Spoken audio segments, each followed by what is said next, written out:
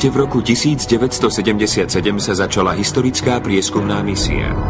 Kozmické lode, dvojičky Voyager 1 a 2, prekonali zemskú príťažlivosť a vydali sa na cestu až na okraj slnečnej sústavy. Cieľom misie boli 4 obrie vonkajšie planéty: Jupiter, Saturn, Urán a Neptún. Lode Voyager skúmali zblízka tieto tajomné svety 13 rokov. Zbierali údaje a vysielali na Zem ohromujúce obrázky.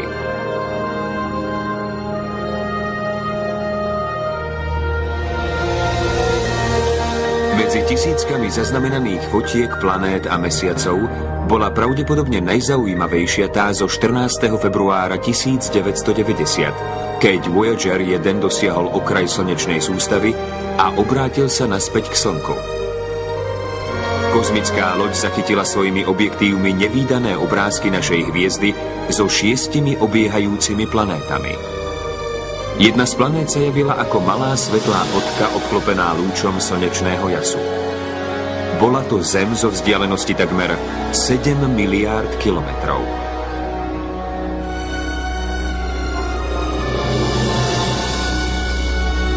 Zatiaľ, čo svet úprene hľadel na túto svetelnú bodku, opäť sa začali vynárať nadčasové otázky o jej zmysle, význame a dôležitosti. A rovnako ako v dávnych časoch sme sa zamysleli nad tým, akú úlohu zohráva naša planéta vo veľkej vesmírnej schéme.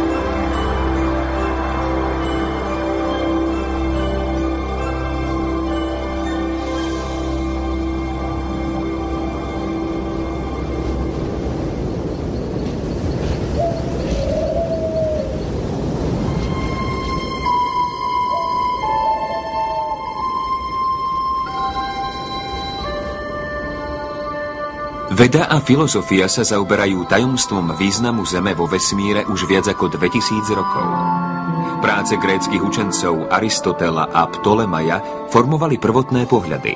Učili, že Zem leží nehybne v strede nebies, zatiaľ čo Mesiac, Slnko a ostatné hviezdy a planéty okolo nej obiehajú. Tento geocentrický pohľad bol základom západnej kozmológie celých 18 storočí. Potom v roku 1543 roznietil revolúciu poľský astronóm Mikuláš Koperník. Vo svojej knihe O pohybe nebeských telies argumentoval, že Zem nie je stacionárna, ale obieha spolu s ostatnými planétami okolo Slnka. Poprvýkrát bolo na obzore správne chápanie mechaniky a štruktúry slnečnej sústavy.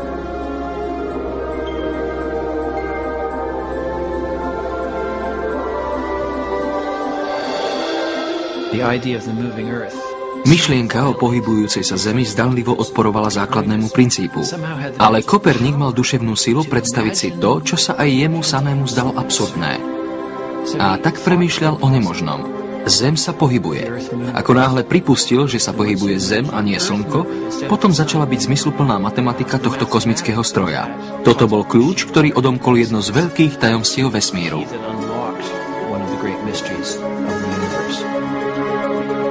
Koperník položil základný kameň modernej astronómie. Popri tom bol však tento empirický fakt, že naša planéta nie je stredom slnečnej sústavy, rozvinutý 400 rokov po jeho objave do princípu, ktorý dnes poznáme ako Kopernikovský princíp. Predstavuje myšlienku, že Zem vo vesmíre nemá nejaké privilegované miesto. Koperník ponúkol teoretické vysvetlenie zdanlivého pohybu planét na oblohe. Nič viac. Nebola to teória, ktorá by nám povedala, či Zem je, alebo nie je výnimočná, alebo či zohrávame nejakú úlohu vo vesmírnej sústave, alebo či niektoré miesta vo vesmíre sú dôležitejšie než iné. Tak či onak pre 20. storočie je príznačný tento nový výklad kopernikovského princípu. Tento princíp sa často nazýva princípom priemernosti. Tvrdí, že naša poloha a naše postavenie sú priemerné, nie výnimočné. V dôsledku toho by sme si nemali namýšľať, že sme nejako privilegovaní, alebo že vesmír bol konštruovaný s ohľadom na bytosti, ako sme my. Astronóm Carl Sagan spopularizoval kopernikovský princíp a koncepciu bezvýznamnosti Zeme v 70. a 80. rokoch. Vo svojom bestselleri Bledomodrá bodka Sagan napísal: V dôsledku odrazu slnečných lúčov to vyzerá tak, ako by Zem sedela na lúči svetla, ako keby tento malý svet bol nejako významný. Ale je to len zhoda okolností a súhra geometrie a optiky. Pozrite sa na tú bodku. To je náš domov, to sme my. Naše pózy, vlastná predstava o našej dôležitosti, naša ilúzia, že vo vesmíre zaujímame nejaké privilegované miesto, to všetko je spochybnené touto bledou bodkou svetla. Naša planéta je osamotený fliačik obklopený obrovskou kozmickou tmou.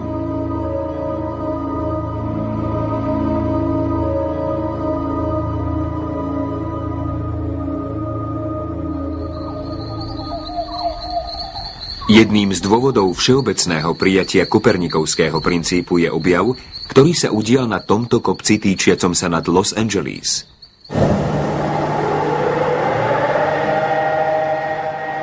V rokoch 1921 až 1926 uskutočnil astronóm Edwin Hubble pomocou tohto ďalekohľadu objavy, ktoré patria medzi najdôležitejšie v histórii vedy. Z observatória na vrchu Mount Wilson Hubble poodhalil skutočnú veľkosť vesmíru.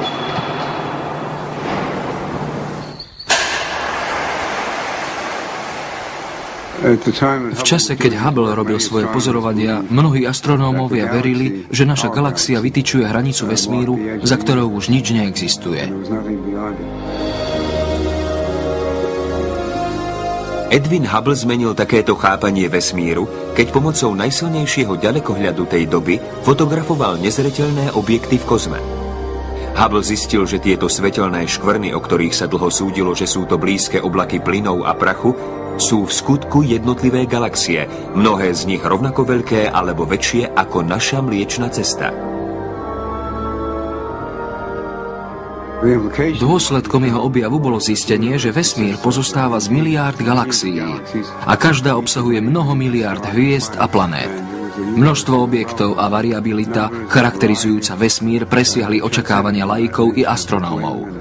Hubble tak vlastne rozšíril známe hranice vesmíru. Edwin Hubble objavil, že galaxia Mliečna cesta, ktorá obsahuje viac ako 100 miliárd hviezd vrátane nášho Slnka, je iba malou bodkou vo vesmíre. Keď Hubble odhalil, že existuje mnoho galaxií, zistili sme, že naša galaxia nie je nejako význačná. Je len obyčajnou galaxiou uprostred miliárd galaxií a to je najširšie zovšeobecnenie kopernikovského princípu. Od objavu Edwina Hubbla uplynulo viac ako 80 rokov. A predsa, nesmierny dôsledok jeho objavu aj naďalej vyvoláva základnú otázku. Potvrdzuje súčasné vedecké poznanie základné tvrdenie kopernikovského princípu, že Zem a život na nej existujú vo vesmíre bez zámeru a nie sú nejako výnimočné?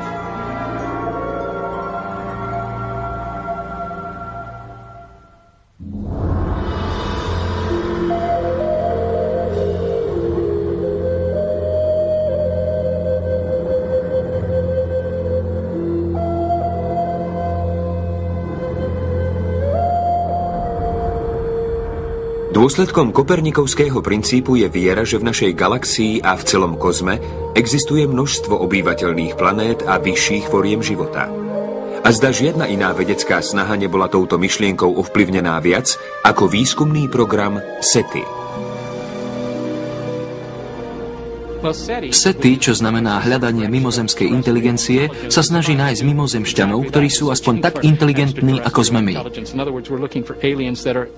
Samozrejme, nesnažíme sa o to ako vo filmoch, že by sme tam cestovali, ani nečakáme, že by mimozemšťania prišli sem. Mimozemskú inteligenciu sa snažíme nájsť pomocou odpočúvania signálov, ktoré by mohli vysielať smerom k nám. Používame veľké ďalekohľady namierené na sústavy hviezd a snažíme sa nájsť zachytiteľné známky toho, že máme v kozme spoločníkov. Od roku 1960 používajú vedci zo SETI veľké rádioteleskopy po celom svete na monitorovanie vysielania zo vzdialených oblastí Mliečnej cesty. Až doteraz nezistili žiadne konkrétne známky inteligentného života. Tento výskum vyvolal mnoho špekulácií o možnosti existencie mimozemských civilizácií. Odhady sa veľmi líšia. Carl Sagan sa domnieval, že možno existujú milióny civilizácií, ktoré sú tak povediac našimi súčasníkmi. Ja si dokážem predstaviť, že v Mliečnej ceste máme možno tisíce až 100 000 súčasných civilizácií. Keď sa ľudia pýtajú, prečo sa domnievate, že máme v kozme príbuzných, uvádzam ako hlavný dôvod to, že vesmír je mimoriadne bohatý a rozľahlý. Počet hviezd, ktoré môžeme vidieť, je rádovo 10 000 miliárd. Takže pokiaľ na našej slnečnej sústave a na našej planéte nie je niečo extra výnimočne neobyčajné, tak povediac zázračné, mimoriadne, potom to, čo sa stalo tu, sa muselo udiať mnohokrát v rôznych častiach vesmíru. Predpoklad, že vesmír prekypuje obyvateľnými planétami a životom, podnietil nielen program SETI, ale aj nový vedný odbor – astrobiológiu a hľadanie biologických dôkazov o existencii živých organizmov, minulých aj súčasných. Od roku 1995 sa toto hľadanie rozšírilo aj za hranice našej slnečnej sústavy, keďže astrobiológovia identifikovali viac ako 100 planét obiehajúcich v blízkosti hviezd. Každá z nich je plynový obor podobný Jupiteru.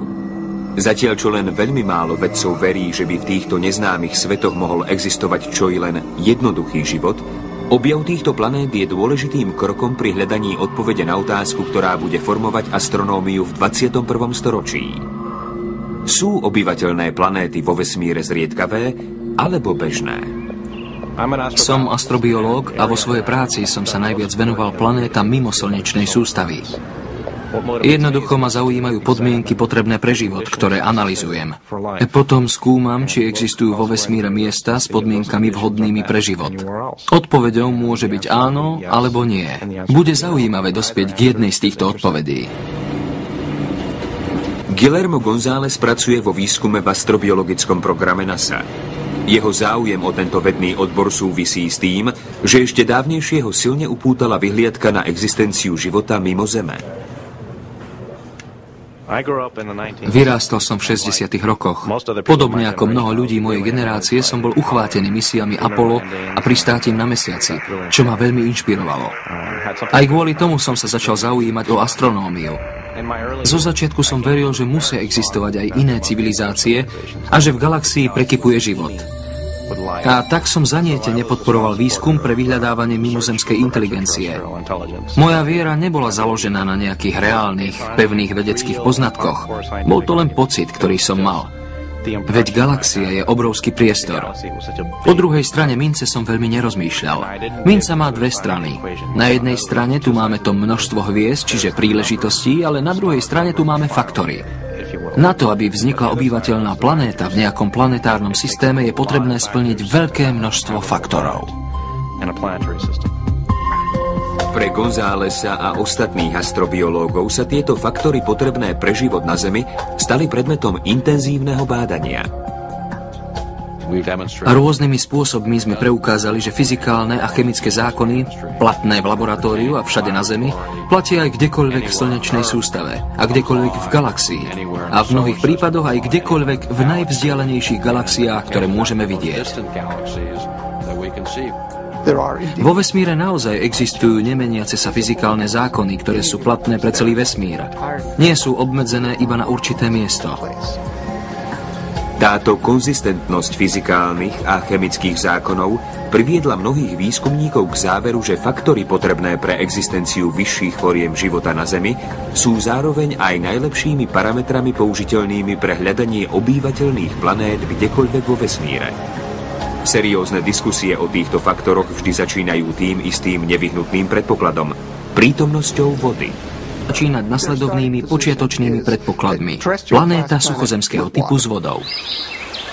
Dnes sa všeobecne vie, že chemické vlastnosti vody sú dokonale vhodné pre život založený na uhlíku. Medzi tieto vlastnosti vody patrí rozpúšťanie a prenos chemických živín, nevyhnutných pre všetky živé organizmy a jej neprekonateľná kapacita zachytávať slnečné teplo, čím zabezpečuje proces, ktorý je rozhodujúci pre regulovanie teploty povrchu Zeme.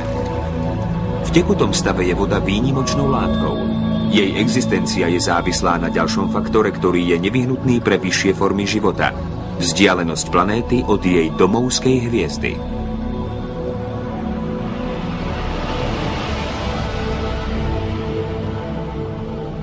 Je to práve tak, ako to zvyknú vravieť na trhu s nehnuteľnosťami. Poloha, poloha, poloha.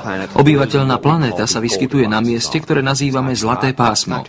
Nie je tam ani príliš horúco, ani príliš chladno. Je tam tak akurát. Myslím tým akurát pre vodu. Prítomnosť vody nám veľmi pomáha definovať obyvateľnú zónu. Ak je príliš teplo, voda sa odparí a nedostaneme kvapalnú vodu. Ak je príliš chladno, ako dnes na Marse, voda zamrzne. V rámci našej slnečnej sústavy je obývateľná zóna relatívne úzka. Začína ďaleko za obežnou dráhou Venuše a končí tesne pred obežnou dráhou Marsu. Ak by Zem bola len o 5% bližšie k Slnku, stihol by ju rovnaký osud ako Venušu. Neudržateľný skleníkový efekt by zvýšil teplotu až na 500 stupňov Celzia. Naopak, ak by bola Zem o 20% ďalej od svojej domovskej hviezdy, v hornej atmosfére by sa sformovali oblaky kysličníka uhličitého a spustili by cykly ľadu a zimy, ktoré voľakedy dávno sterilizovali Mars. Prítomnosť tekutej vody je nutnou podmienkou pre život, ale nie je to jediná podmienka. Koniec koncov tekutá voda možno existuje aj pod zamrznutým povrchom Marsu alebo Jupiterovho mesiaca Európa, ale šanca, že na týchto miestach existujú vyššie formy života, je veľmi malá. Protiklade k tomu, čo by potenciálne naznačoval Kopernikovský princíp, recept na život je omnoho zložitejší, než stačí pridať vodu. Ak by recept pre existenciu planéty schopnej zachovať vyššie formy života naozaj existoval, potom aké zložky okrem vody by boli potrebné? Zoznam nutných faktorov neustále narastá.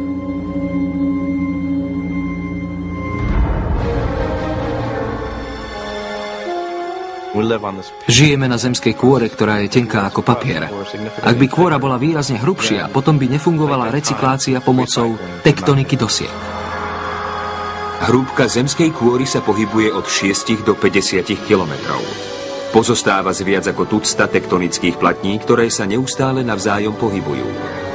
Táto dynamická geológia reguluje vnútornú teplotu planéty, recykluje uhlík, premiešava chemické prvky nevyhnutné pre existenciu živých organizmov a tvaruje kontinenty. Hlboko v zemskom vnútri generuje pohyb tekutého železa ochranné magnetické pole, ktoré je nevyhnutné pre vyššie formy života. Ak by bola naša planéta menšia, jej magnetické pole by bolo silnejšie a dovolilo by slnečnému vetru odstrániť atmosféru.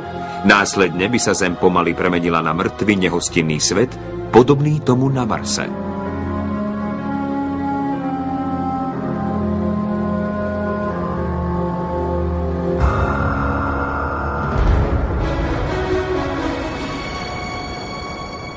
Potrebujeme kyslíkovú atmosféru. Atmosféra s kyslíkom a dusíkom, akú má Zem, je nevyhnutná pre vyššie formy života.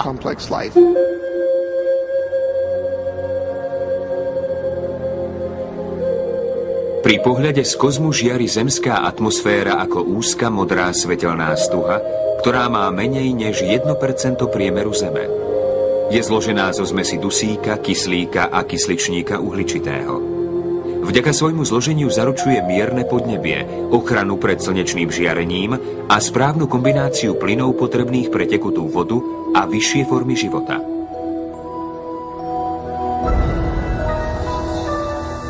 Pre planétu s veľkosťou Zeme je náš mesiac pomerne veľký. Najnovšie sa ujala teória, že ak by náš mesiac neexistoval, neexistovali by sme ani my. Mesiac s veľkosťou štvrtiny veľkosti Zeme stabilizuje svojou mocnou príťažlivou silou uhol rotačnej osy Zeme na približne konštantnej hodnote 23,5 stupňa. Tento uhol zaručuje relatívne mierne zmeny ročných období a jediné podnebie v slnečnej sústave, ktoré je dostatočne mierne na to, aby zachovalo zložité živé organizmy.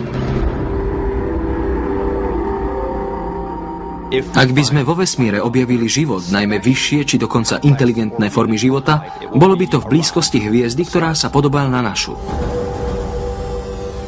Obiehame okolo hviezdy typu spektrálna, G2, trpaslík, hlavná sekvencia. Veľmi dobre sa hodí pre naše potreby.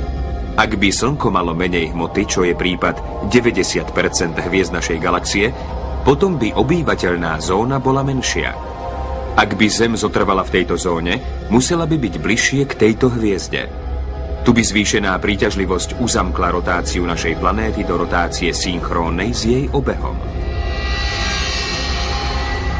Zatiaľ, čo by jedna strana Zeme bola neustále obrátená k Slnku a čelila by zvýšenému žiareniu a slnečným erupciám, odvrátená strana našej planéty by bola zahalená trvalým chladom a ľadom. Je vysoko nepravdepodobné, že by vyššie formy života dokázali znášať takéto drastické zmeny teploty. Na Zemi sa bez pochyby zosúladilo mnoho faktorov, aby tu boli možné vyššie formy života. Počet faktorov, ktoré sme definovali ako požiadavky, narástol. Bežne dnes máme na typickom zozname asi 20 faktorov.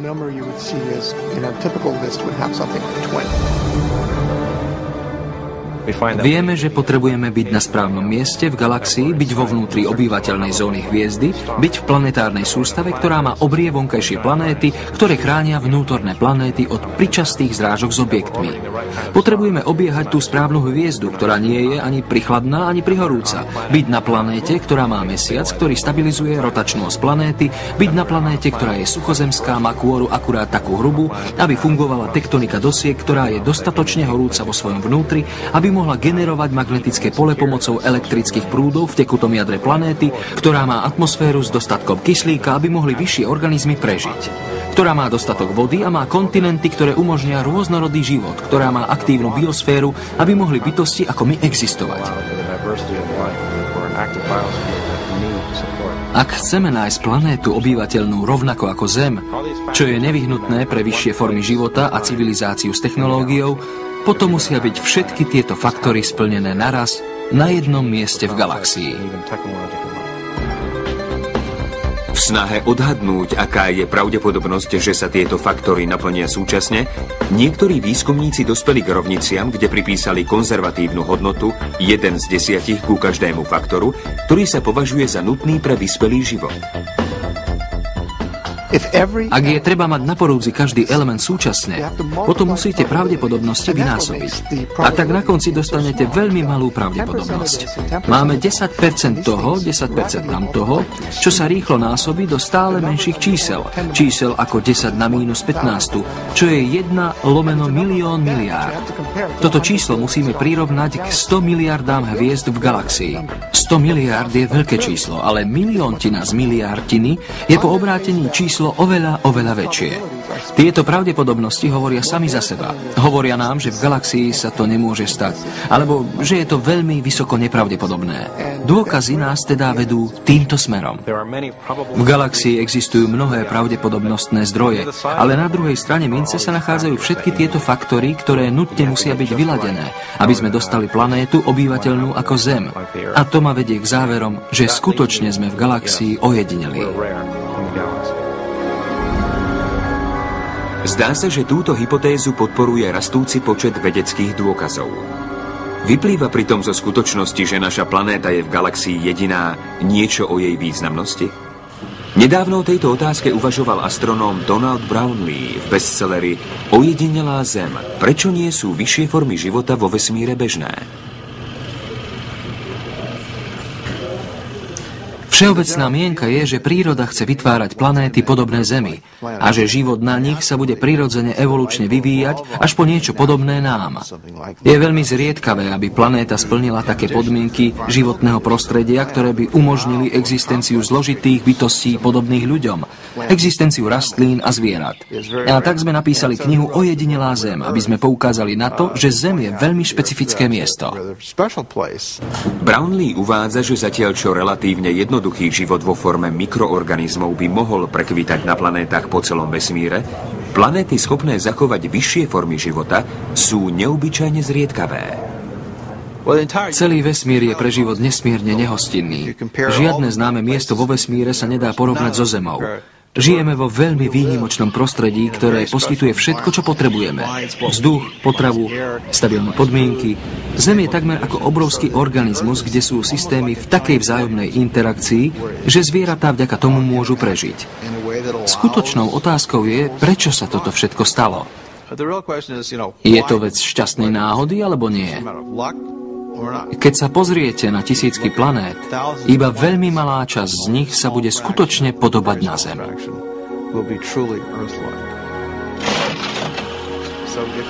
A tak, ak sme ojedineli, tak sme vyhrali v kozmickej lotérii, sme šťastná planéta.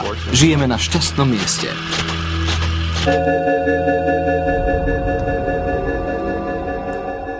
Keď popisujete planétu, akou je Zem, zvažujete šance. Musíte sa na to pozerať v kontexte vesmíru ako celku. Šance, že dostanete všetky správne zložky potrebné pre vyššie formy života na jednom mieste v galaxii, sa javia ohromujúco malé. Musíte však mať na pamäti, že naša galaxia je len jednou z hádam stoviek miliárd galaxií v pozorovateľnom vesmíre. Napriek tomu sa logicky musíme pýtať, čo ak toto spojenie faktorov nie je výsledkom kozmickej lotérie alebo šťastnej náhody? Čo ak je to výsledok ďalekosiahlejšieho zámeru alebo dizajnu, ktorý za tým stojí? Ak Zem naozaj existuje z dôvodu zámeru, dokážeme to nejako zistiť?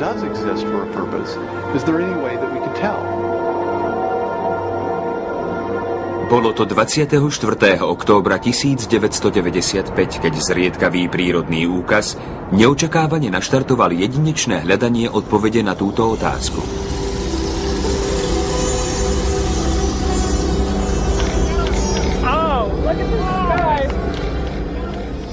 Začalo to zážitkom, ktorý som mal v roku 1995. Išiel som pozorovať úplné zatmenie slnka do Indie. Bola to úžasná udalosť, vyvolávajúca silné pocity.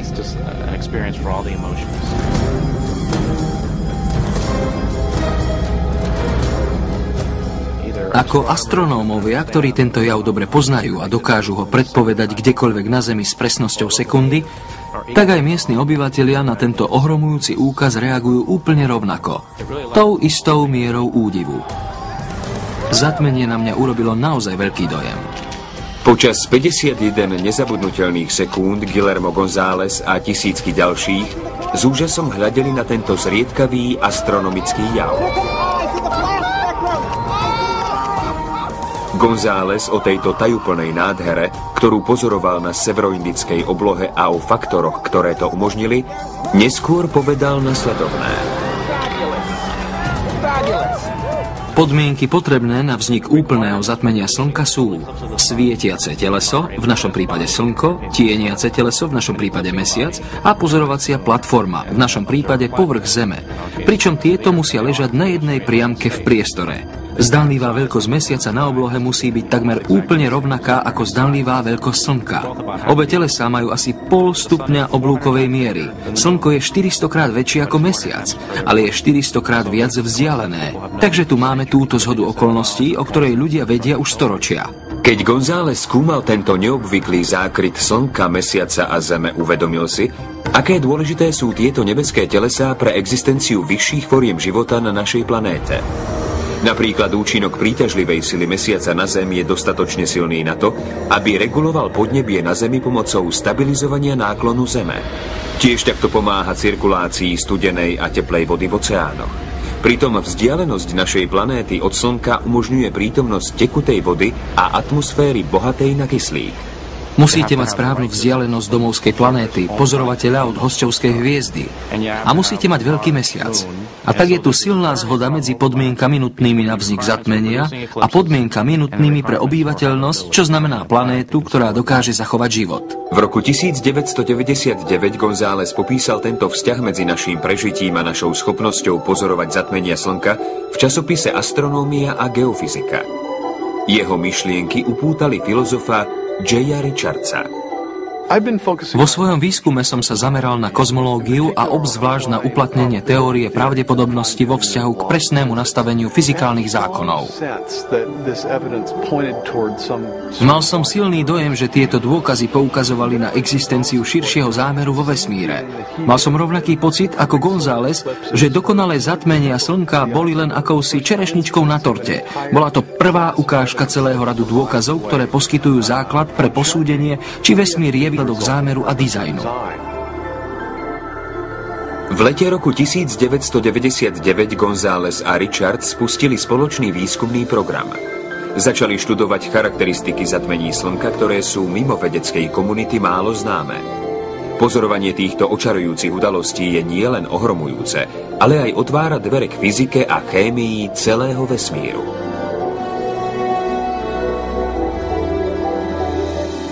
O zatmeniach Slnka môžeme zmýšľať aj ako o obrovských prírodných experimentoch, ktoré nám umožňujú pozorovať tieto časti Slnka, ktoré sú kľúčové pre pochopenie toho, ako Slnko vyrába svetlo vo svojej atmosfére. To, že Zem obieha okolo Slnka a Mesiac okolo Zeme a že veľkosti a vzdialenosti týchto telie sú práve také, že spôsobujú dokonalé zatmenie Slnka, je podivuhodná vec, pretože nám to umožňuje merať zložky horných vrstiev atmosféry Slnka. Počas zatmenia Mesiac tak dokonale prekrýva Slnko, že zakrýva jeho oslepujúce svetlo a umožňuje astronómom pohľad na atmosféru tejto hviezdy, ktorá sa inak nedá pozorovať. V okamihu úplného zatmenia sa stáva viditeľným ružovkastý oblúk chromosféry, najvnútornejšej vrstvy atmosféry Slnka. Keď sa pri zatmení pozeráme na Slnko cez hranol, zbadáme dúhové pásmo svetla nazývané bleskové spektrum. Zatmenie v roku 1870 viedlo k porozumeniu štruktúry chromosféry Slnka a k objavu hélia, ktoré je druhým najrozšírenejším prvkom vo vesmíre. Spektrum je pravdepodobne jediným významným zdrojom informácií o hviezde. Počas niekoľkých historických zatmení v 19. storočí astronómovia prišli na to, ako Slnko produkuje svoje spektrum. Dokázali to zistiť len vďaka mimoriadnym okolnostiam počas úplného zatmenia. Tieto okolnosti sú nielen presne vymedzené, ale aj kritické. Ak by bol Mesiac o kúsok väčší, čiastočne by blokoval náš výhľad na chromosféru a zoslabil by jej spektrálne svetlo. Ak by bol menší, prichádzalo by priveľa svetla, čo by zničilo náš výhľad na slnečnú atmosféru a na bleskové spektrum. Potrebujete mať takmer dokonalé prekrytie Slnka Mesiacom, aby ste nezakryli chromosféru. Práve takéto prekrytie počas zatmení v 19. storočí priviedlo astronómov k porozumeniu toho, ako sa tvoria spektrá vzdialených hviezd. To otvorilo dvere astrofyzike hviezd a umožnilo nám porozumieť, ako fungujú ostatné hviezdy, pretože vzdialené hviezdy sú vlastne iba iné slnká. Vzťah medzi zatmeniami a vedeckými objavmi bol odhalený na jar roku 1919. 29. mája fotografovali vedecké týmy pod vedením britského astronóma Artura Eddingtona Slnko a priľahlé hviezdy vo hviezdoskope Hades počas úplného zatmenia. Analýza fotografií neskôr potvrdila to, že príťažlivosť Slnka ohýba svetelné lúče putujúce od vzdialených hviezd k Zemi pod uhlom, ktorý predpovedal Albert Einstein. Einsteinova teória relativity, ktorá spôsobila zásadný prevrat v našom chápaní vesmíru, bola potvrdená počas úplného zatmenia Slnka. Tento experiment bol možný len vďaka tomu, že dané hviezdy sa stali viditeľnými počas úplného zatmenia Slnka. V histórii vedy sú zatmenia veľmi dôležité. Najlepšie miesto v celej slnečnej sústave pre pozorovanie zatmenia Slnka je povrch Zeme. Urobil som výpočty parametrov zatmenia aj pre ostatné planéty a hlavné mesiace pre 65 z nich. Je to neuveriteľná zhoda okolností, že to miesto, ktoré obývajú pozorovatelia, má aj najlepšie zatmenia. V jemnučkom svetle zatmenia Slnka González a Richards rozpoznali fascinujúce spojenie medzi faktormi nevyhnutnými ako pre vyššie formy života, tak aj pre vedecké pozorovanie. Ale bol to iba náhodný výplod prírody, alebo to bol náznak zásady a plánu, ktorý charakterizuje celý vesmír? To bola otázka za milión, ktorá sa neustále vynárala. Čo ak faktory, ktoré činia nejakú planétu obyvateľnou, z nej zároveň robia najvhodnejšie miesto pre vedecké objavy? Inak povedané, čo ak ojedinelé miesta vo vesmíre, vhodné pre život pozorovateľov, ako sme my, sú aj celkovo najlepšími miestami pre vedecké pozorovania? González a Richards 3 roky dôkladne preverovali svoju domnienku pomocou poznatkov z rôznych vedeckých disciplín. Svoju hypotézu publikovali v roku 2004 v knihe Privilegovaná planéta. Tie isté úzko vymedzené okolnosti, ktoré nám umožňujú existovať, nám umožňujú aj najlepšiu polohu a podmienky pre vedecké objavy.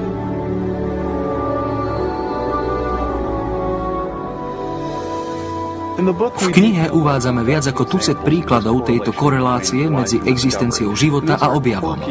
A nie sú to chabé alebo okrajové príklady. Každý sa týka podmienky, ktorá je rozhodujúca pre jej zodpovedajúcu vedeckú disciplínu. Niektoré sa zaoberajú vzdialenými vecami ako charakter galaxií, iné sú bližšie k domovu. Zatiaľ, čo dokonalé zatmenie Slnka sa stalo katalizátorom Gonzálesovej a Richardsovej hypotézy, ich pozorovania by sa nikdy nemohli udiať bez ďalšieho, ešte známejšieho príkladu vzájomného vzťahu medzi životom a objavom. Je ním atmosféra Zeme. Sú to úžasné obrázky Zeme z letov Apolla alebo inej vesmírnej lode, kde vidíte tenučkú vrstvu atmosféry okolo Zeme, ktorá udržuje pri živote všetko živé. Na zachovanie zložitej biosféry, akou je naša, potrebujeme určitú zmes prvkov. Nestačí na to hociaká atmosféra. Za posledných 40 rokov naša schopnosť ceniť si atmosféru Zeme veľmi podrástla vďaka vesmírnym lodiam, skúmajúcim našu slnečnú sústavu.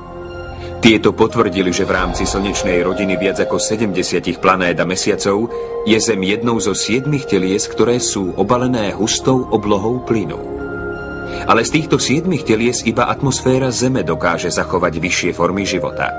Navyše iba atmosféra Zeme je priehľadná.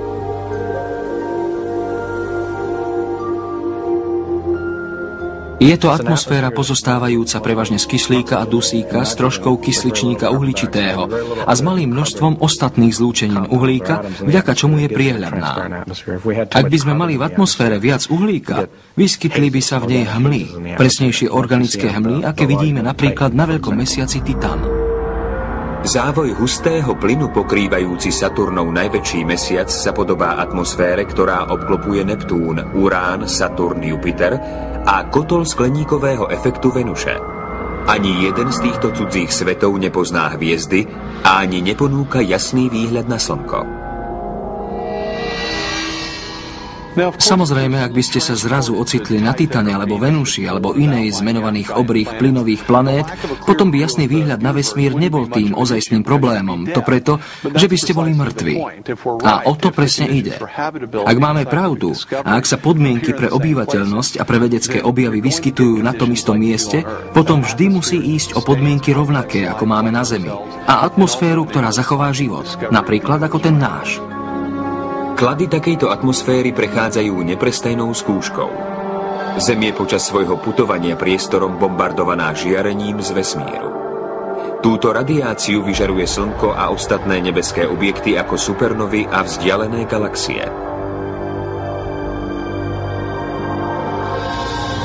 Na našu planétu dopadá žiarenie podľa vlnových dĺžok známe ako gamma, rentgenové, UV, viditeľné svetlo, infračervené, mikrovlnné a rádiové. Dohromady tvoria elektromagnetické spektrum. Takmer všetky tieto vlnové dĺžky sú pre oko neviditeľné a pre organický život sú buď smrtiace alebo neužitočné. A predsa v tomto spektre frekvencií existuje tenký pramienok žiarenia, ktoré je nevyhnutné pre život rastlín, zvierat a ľudí. Inými slovami, existuje iba veľmi úzky pás elektromagnetického spektra, ktorý je užitočný pre životné procesy, ako je fotosyntéza. Neplatí, že by sa život mohol rozvinúť na taký, ktorý by využíval gamma žiarenie alebo rentgenové žiarenie a podobne. Len úzka časť spektra je užitočná pre život. A ukazuje sa, že tá istá úzka časť spektra nám poskytuje najviac informácií o rôznych štruktúrach, ktoré objavujeme vo vesmíre okolo nás. Tieto konkrétne frekvencie, ktoré umožňujú rastlinám vyrábať potravu a astronómom pozorovať kozmos, predstavujú menej než 1 biliontiny rozsahu prirodzeného elektromagnetického vyžarovania vesmíru. Našťastie práve to je druh svetla, ktorého Slnko vyžaruje hojnosť a ktoré najľahšie preniká filtračným štítom našej atmosféry, aby dosiahlo povrch Zeme.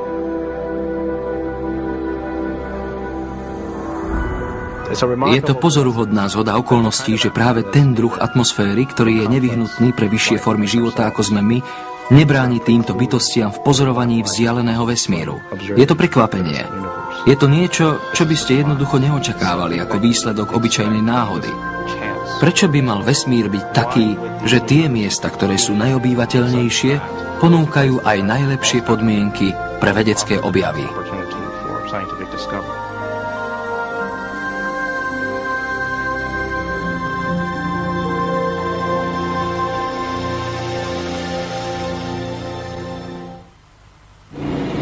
V roku 1997 započal Guillermo González štúdium špecifickej polohy Zeme v rámci galaxie Mliečna cesta. Toho nakoniec viedlo k ďalším dôkazom o vzájomných vzťahoch medzi životom a objavom. Práve tak, ako je naša poloha v slnečnej sústave optimalizovaná pre obyvateľnosť, rovnako je optimalizovaná aj naša poloha v rámci galaxie. Obývame sploštenú špirálovú galaxiu, ktorá má v strede sférickú vypuklinu, okolo ktorej sú špirálové ramená. Žijeme asi na polceste medzi stredom galaxie a jej okrajom. V úzkej spolupráci s astrobiológmi Petrom Fordenom a Donaldom Brownleem González porovnal našu polohu v Mliečnej ceste s inými, často nepriateľskými oblastiami galaxie. V galaxii je mnoho nebezpečenstiev. Pravdepodobne najnebezpečnejším miestom galaxie je jej stred. V strede galaxie je hustota hviezd veľmi vysoká. Sú tam supernovy, ktoré ohrozujú život. Stred galaxie je smrtiaci. V strede galaxie sa nachádza aj obria čierna diera. Keby nejaká hviezda obiehala príliš blízko, roztrhlo by ju to na kusy a okolo čiernej diery by sa vytvoril akrečný disk produkujúci mnoho časticovej a elektromagnetickej radiácie, gamma a rentgenových lúčov. Zatiaľ čo čierna diera, explodujúce hviezdy a smrtiace žiarenie by znemožnili existenciu vyšších foriem života v blízkosti galaktického jadra, vonkajší okraj Mliečnej cesty prináša iné prekážky pre obyvateľnosť. Na vonkajšom okraji je všetko oveľa ľahšie, čo do hmotnosti. My žijeme na planéte zo železa, magnézia, kremíka a kyslíka. V odľahlej časti galaxie, bližšie k vonkajšiemu okraju, sa ťažké prvky vyskytujú menej. Pravdepodobne tam nie je dostatok ťažkých prvkov na vybudovanie planét veľkosti Zeme, ktoré by mohli zachovať život. A tak existuje šťastný priemer medzi nebezpečným galaktickým centrom a vonkajším okrajom galaxie. González, Brownlee a Ward pomenovali túto oblasť v Mliečnej ceste, kde je možná existencia vyšších foriem života, galaktickou obývateľnou zónou. Svoju teóriu publikovali v roku 2001 a odvtedy ju prijíma stále väčší počet astrobiológov. Treba vykonať ešte veľa, aby sme určili, aká široká je obývateľná zóna, ale všeobecne sa uznáva, že v galaxii sú oblasti, kde nemôže existovať civilizácia, pretože tie oblasti sú buď príliš nebezpečné, alebo je tam veľmi nízky výskyt ťažkých prvkov. Platí, že tieto prekážky pre obyvateľnosť sa minimalizujú ďaleko od centra a ďaleko od okraja Mliečnej cesty. González však identifikoval aj rozsiahle oblasti v rámci samotnej galaktickej obývateľnej zóny, ktoré sú menej priaznivé pre vyššie formy života. Aj samotná obyvateľná zóna v galaxii je prerušovaná špirálovými ramenami, čo sú nebezpečné miesta, pretože tu vybuchuje väčšina supernov a formujú sa tu hviezdy. Nechceme byť príliš blízko pri špirálovom ramene. Chceme byť mimo ramena, v tej správnej oblasti galaxie. Zem sa nachádza práve na takom mieste. Je to relatívne bezpečné miesto. Nie je preplnené hviezdami medzi ramenami Mliečnej cesty, Strelcom a Perseom. Poloha znamená všetko. Práve my sa nachádzame na tomto špeciálnom mieste v galaxii, kde je obyvateľnosť optimalizovaná a ohrozenie minimalizované. Máme tu dostatok stavebných prvkov na vybudovanie Zeme. Guillermo González a J. Richards skúmali ďalší aspekt galaktickej obývateľnej zóny. Tvrdia, že Zem má najlepšiu polohu pre astronomický výskum v rámci našej galaxie. Ukazuje sa, že naša poloha vo vesmíre nie je len nevyhnutná pre existenciu života, ale je aj prekvapujúco dôležitá pre vedecké bádanie. Nachádzame sa blízko stredovej roviny galaxie, ktorá je silne sploštená. Naša poloha je medzi špirálovými ramenami v oblasti s veľmi nízkym výskytom prachu. Vďaka sploštenosti galaxie, ktorá nezakrýva poloha je medzi špirálovými ramenami v oblasti s veľmi nízkym výskytom prachu. Vďaka sploštenosti galaxie, ktorá nezakrýva veľkú časť oblohy, máme jasný výhľad.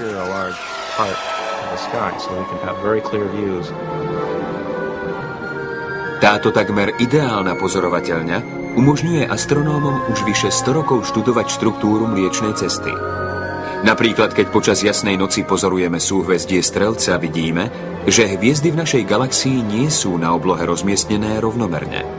Naopak, sú sústredené do pásu, do splošteného disku hviezd, prachu a plynu s priemerom 100 000 svetelných rokov.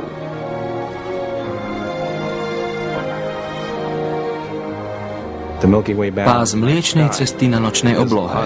To je pohľad na našu galaxiu z boku.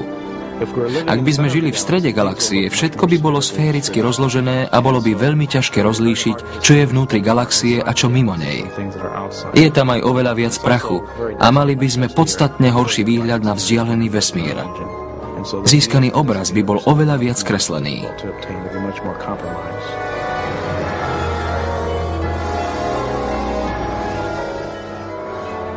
Astronómovia by narazili na podobné problémy, ak by sa Zem nachádzala vnútri galaktického špirálového ramena.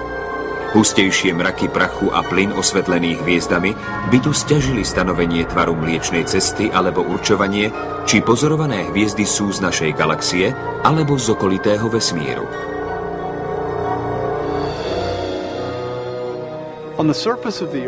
Na povrchu Zeme máme skutočne optimálnu polohu na pozorovanie ako blízkej štruktúry galaxie Mliečna cesta, tak aj celého vzdialeného kozmu. A tak znova vidíme, v tomto prípade v merítku galaxií, že najlepšie miesto pre obyvateľnosť sa zhoduje s najlepším miestom pre vedecké pozorovania.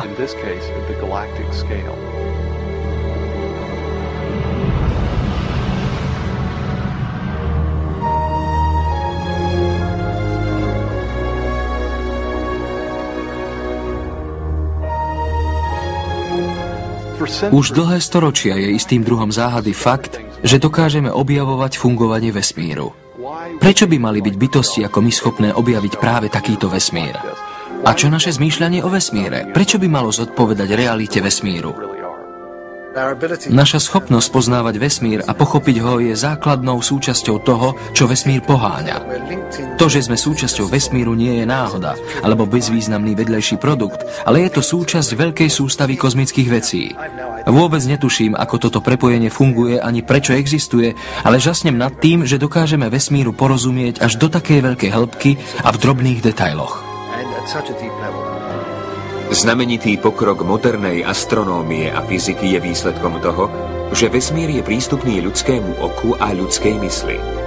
Je to vesmír, ktorý sa riadi zákonmi a silami, ktoré doslovne držia pokope našu planétu Zem a celý vesmír a sú precízne nastavené, aby umožnili ako existenciu vyšších foriem života, tak aj vedecké skúmanie.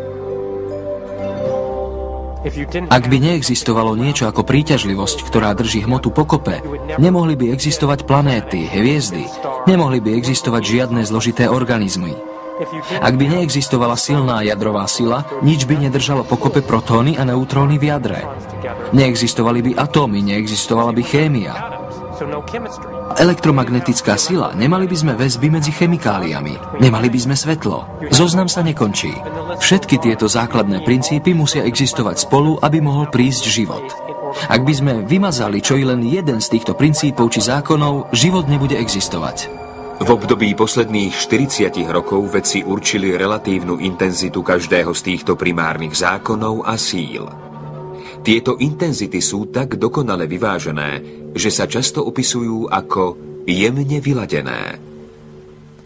Keby sme vzali hlavné základné konštanty v prírode, a čo je len máličko by sme ich zmenili, alebo keby sme ich hodnoty vybrali náhodne, nikdy by sme nedostali vesmír, ktorý by bol obývateľný.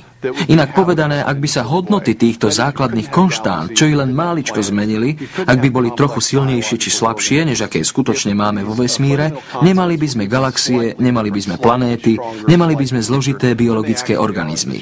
Toto je podstata jemného vyladenia. Aby sme túto myšlienku lepšie pochopili, predstavme si stroj, ktorý dokáže ovládať hodnotu každej z týchto fyzikálnych konštant. Ak by sme intenzitu ktorejkoľvek z týchto základných síl, napríklad príťažlivosti, zmenili voči momentálnej hodnote hoci len nepatrne, dopad na vyššie formy života by bol katastrofický. Ak by sme hodnotu príťažlivosti mierne zvýšili, rozmernejšie formy života by nemohli existovať. Čokoľvek väčšie ako hrášok by bolo rozdrvené. Mohol by existovať iba veľmi primitívny život, ako napríklad baktérie, ale nie pozorovatelia, ktorí majú vedomie. Zoznam fyzikálnych predpokladov, ktoré sa zdajú byť nevyhnutné pre existenciu života vo vesmíre, je dlhý. Keby sa zmenili intenzity síl alebo hmotnosti subatomických častíc, potom by určite život, tak ako ho poznáme, nemohol existovať.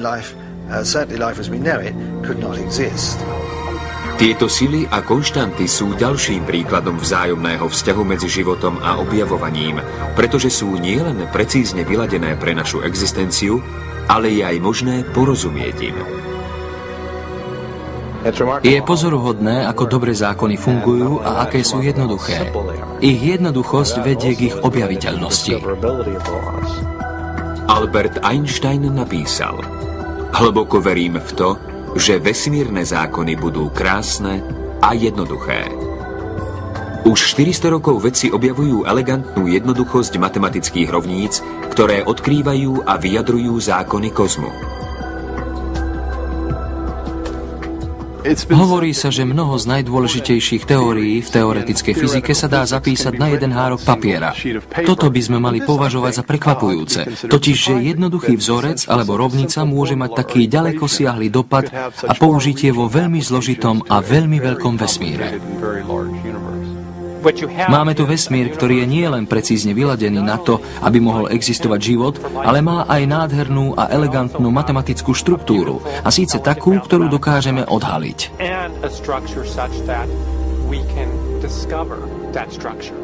Mnohí vedci to berú ako samozrejmosť, že vesmír je usporiadaný a zrozumiteľný. Podľa mňa to, že je zrozumiteľný, je veľmi pozoruhodné.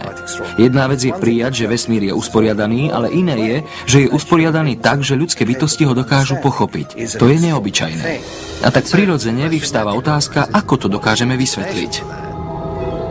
Mnohí, ktorí hĺbali nad touto zrozumiteľnosťou vesmíru, tvrdia, že sa to nedá len tak ľahko objasniť.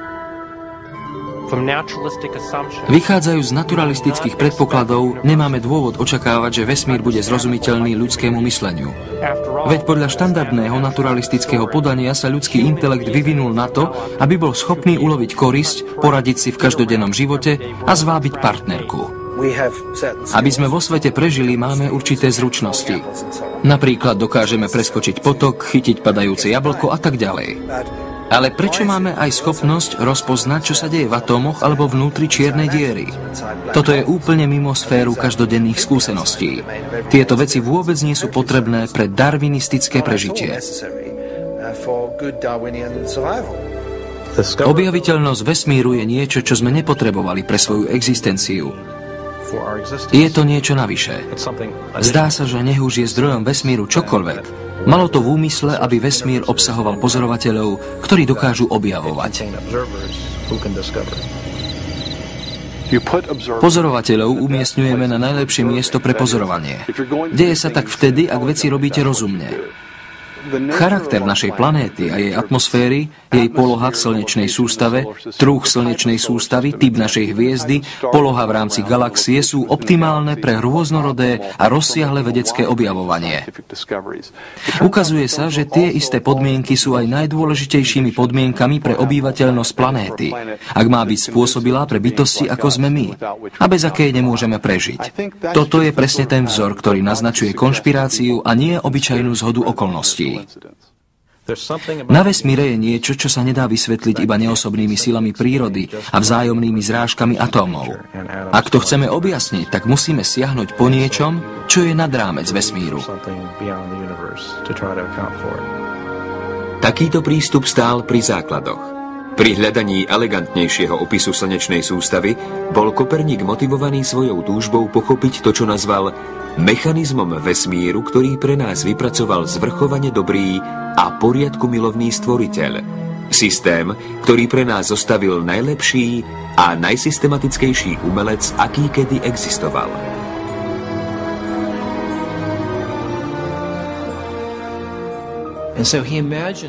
Koperník sa v mysli držal tejto analógie s majstrom remeselníkom, ktorý zostrojil niečo, čo výborne fungovalo a bolo to nádherné. Táto analógia nebola jedným z jeho záverov, bola jedným z jeho predpokladov.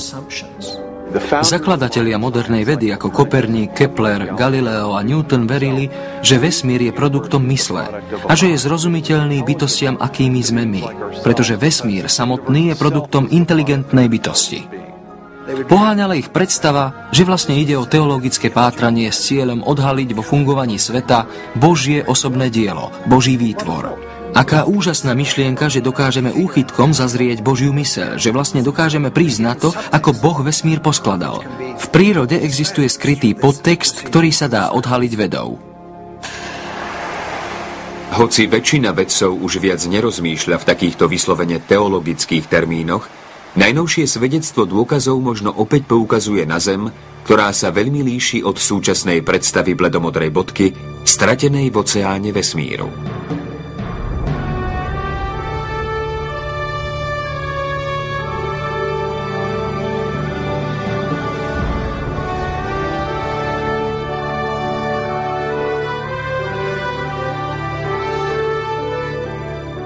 Často nám hovorili, obzvlášť v 20. storočí, že vesmír nás neplánoval.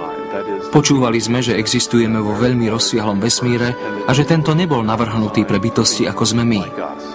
Sme iba životom, ktorý sa jednoducho prihodil na drobunkej planétke pri bezvýznamnej hviezdičke v histórii galaxie v obrovskom vesmíre a že tento život nikto nezamýšľal. Naše argumenty predostierajú niečo úplne iné. Tvrdíme, že vesmír bol naplánovaný, že má svoj účel a že týmto účelom nie je len holá existencia bytostí, akými sme my. Účelom je, aby sme rozšírili svoj obzor a uvideli vesmír v širších súvislostiach, aby sme ho objavili a skúmali, či vesmír sám nepoukazuje na niečo, čo je ešte nad ním. Čím hlbšie dokážeme nazrieť do vesmíru, tým naliehavejšie nás to privádza naspäť k nadčasovým otázkam. Aký je pôvod vesmíru? A aký je zmysel našej existencie vo vesmíre? I keď sa o odpovediach stále povedú diskusie, dnes máme k dispozícii nové cenné pohľady do podstaty veci. Vynárajú sa nám z kúta vesmíru, kde sa spojila existencia vyšších foriem života s vedeckým objavovaním na neobyčajnej planéte, ktorá sa volá Zem.